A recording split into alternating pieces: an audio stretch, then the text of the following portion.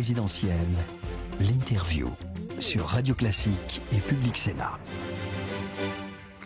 Donc bonjour Luaillot, on est ravi de vous recevoir avec Gilles Leclerc. Tout à l'heure, Guillaume Tabar disait avec sa malice habituelle que pour le Front National, vous n'étiez plus le poison mortel de l'UMP au lendemain de cette bipolarisation. Est-ce que c'est le sentiment que vous avez ce matin ?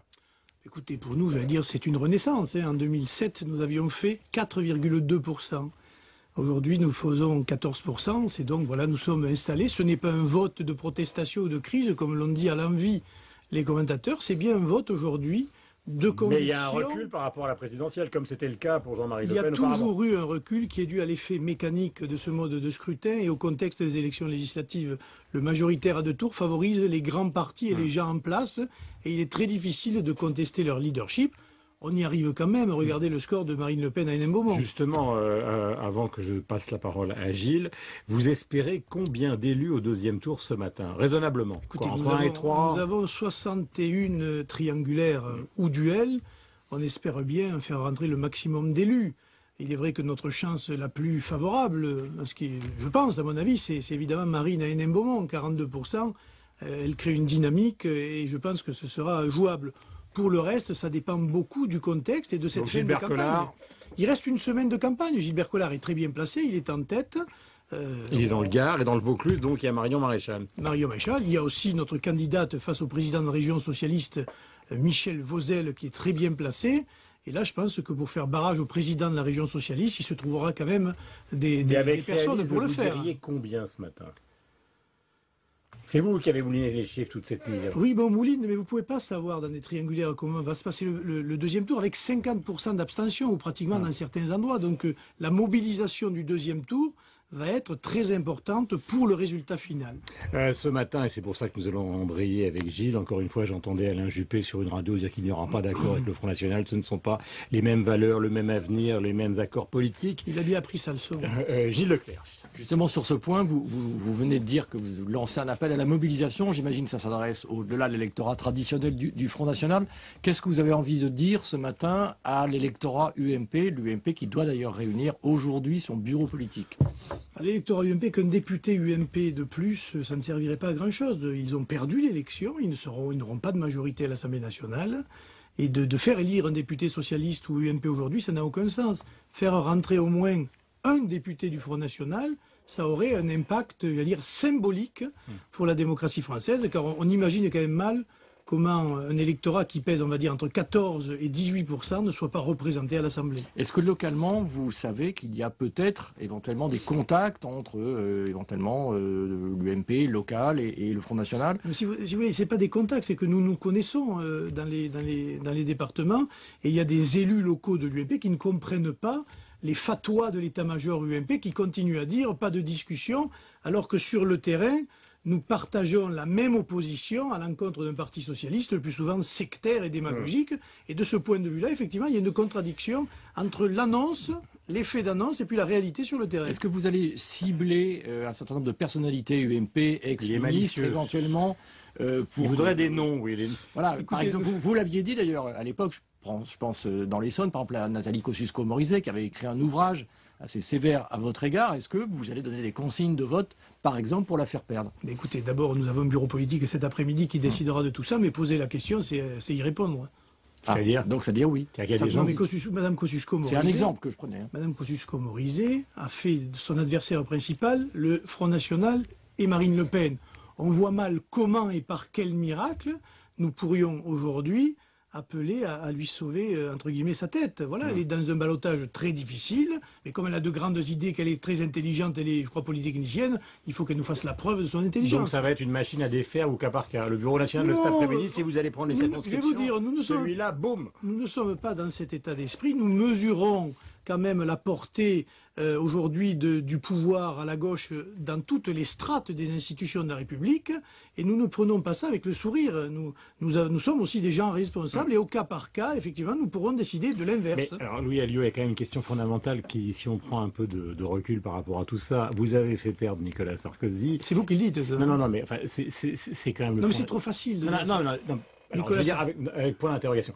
La question qui se pose, c'est au fond, le Front National, depuis qu'il existe, a une envie de plus en plus forte de participer à la vie politique. Or, pour l'instant, si c'est un match de foot entre le PS et l'UMP cet après-midi, vous êtes sur le bord du terrain.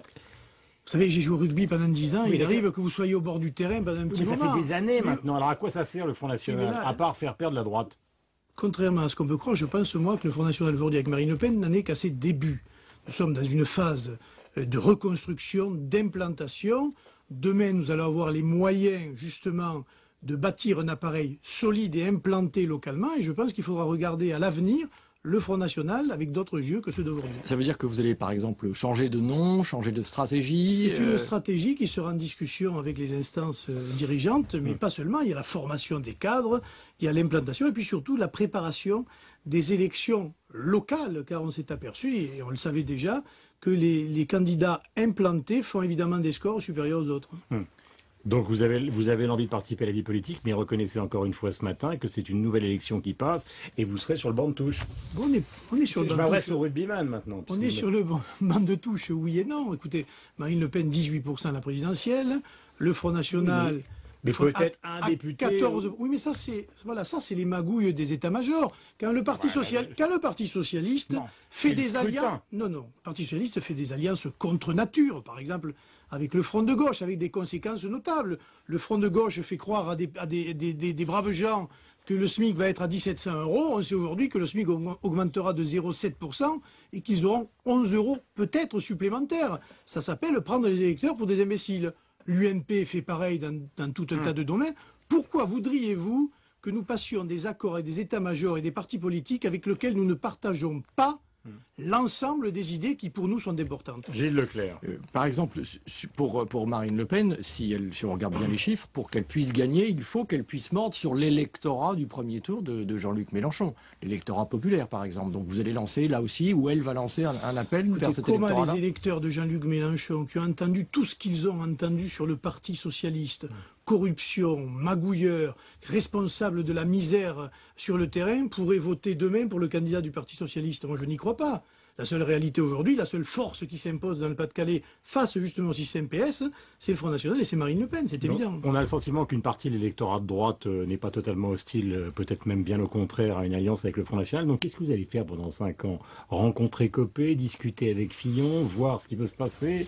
Quel est celui, par exemple, avec lequel vous avez le sentiment que peut-être quelque chose peut évoluer? Pour l'instant, aucun. Ils sont dans la stratégie de Jacques Chirac, du cordon sanitaire.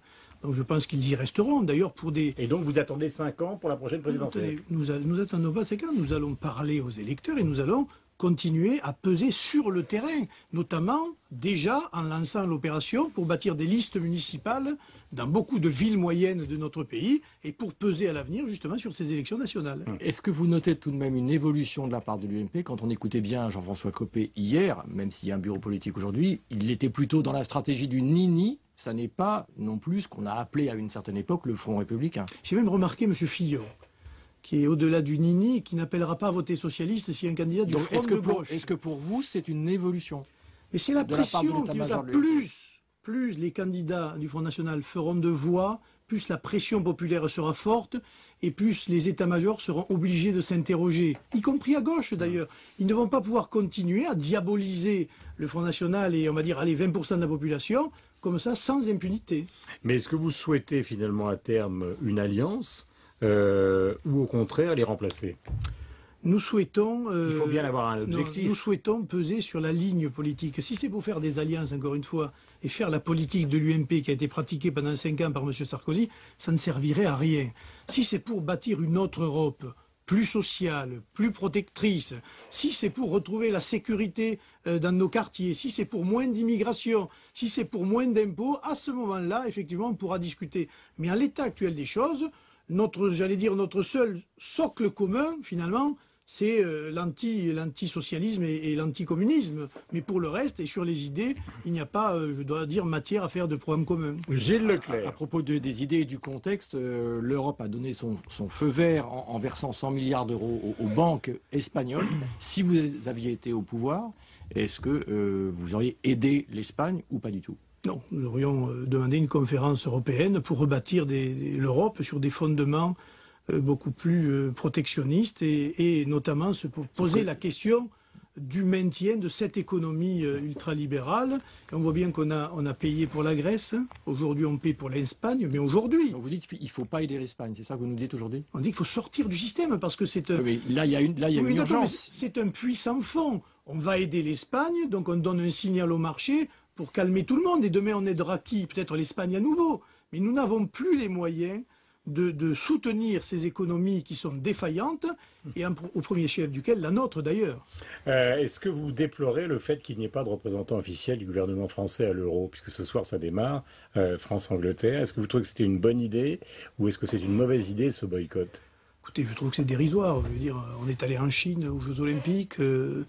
On peut protester justement contre l'incarcération de Mme Tymoshenko sans pour autant prendre tout de suite... Donc il fallait y aller. Oui, je pense que la France, les institutionnels français sont là aussi pour représenter leur pays, et le fait que la France ou que les institutionnels ne soient pas là-bas ne changera rien à la situation de cette dame. Est-ce que vous considérez à terme qu'il faudrait avoir rendez-vous avec François Hollande, puisque vous avez beaucoup déploré justement que dans la perspective des grands sommets, il n'ait pas reçu Marine Le Pen? Est-ce que vous avez l'envie à un moment d'aller discuter avec le président? Écoutez, je viens de lire que M. Hollande compte recevoir les partis politiques pour la modernisation des institutions, c'est-à-dire proportionnelle, l'affaire des parrainages qui n'est toujours pas réglée, et un certain nombre d'autres mesures. Donc je pense que s'il dit les partis politiques, le Front National étant la troisième force politique du pays, il ne pourra pas faire l'économie de nous recevoir pour discuter de ces choses importantes. Gilles Leclerc. Leclerc. Vous pensez justement des premières semaines du gouvernement Hollande, dans le style par exemple sur la simplicité, l'abaissement de la rémunération du président de la République et des ministres, sur un certain nombre de signes comme ça? Est-ce qu'au fond ça vous convient? Est-ce que vous trouvez que ce sont des bonnes choses? Moi je pense que les Français aiment les présidents et les politiques modestes. Ils n'aiment pas les fanfarons, et c'est ce qui était beaucoup reproché à Nicolas Sarkozy. Pour autant, il y a les effets d'annonce et puis il y a le reste, que lorsqu'on sait que finalement le gouvernement de François Hollande coûte plus cher que le gouvernement précédent de Nicolas Sarkozy, même avec la baisse des indemnités, pour la simple et bonne raison qu'il n'a nommé que des ministres et plus nombreux. Voilà un exemple qui est un peu de tordre la vérité pour apparaître un peu comme un chevalier blanc, alors qu'il y aurait beaucoup à dire. Sur le style de gouvernance, sur la façon de faire?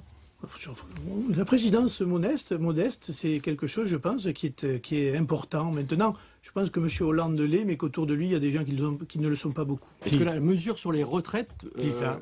Pardon. La gauche caviar, en général, on les voit. Vous avez vu M. Montebourg, qui désormais se promène avec le menton haut et qui, en toutes circonstances, a réponse à tout.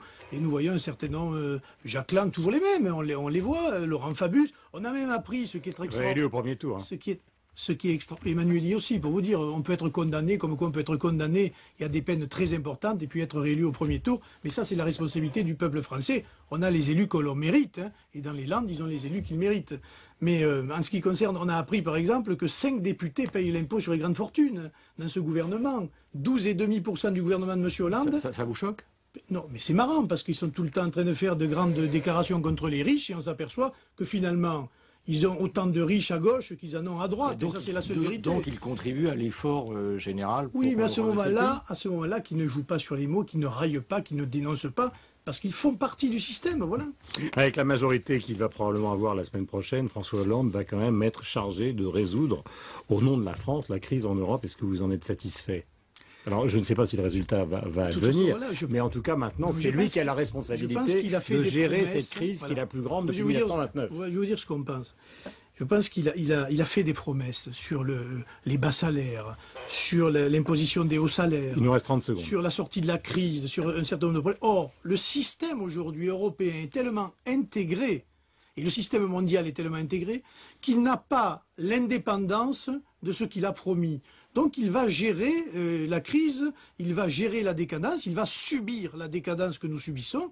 Et je pense que nous n'en sommes qu'au début, que la crise est à venir, et que de ce point de vue-là, nous connaîtrons des soubresauts, y compris des soubresauts démocratiques. Louis Alliot, le vice-président du Front National, était notre invité en direct ce matin sur l'antenne de Radio Classique et du Public Sénat. Merci, bonne journée à vous, mon cher Gilles. On se retrouve demain.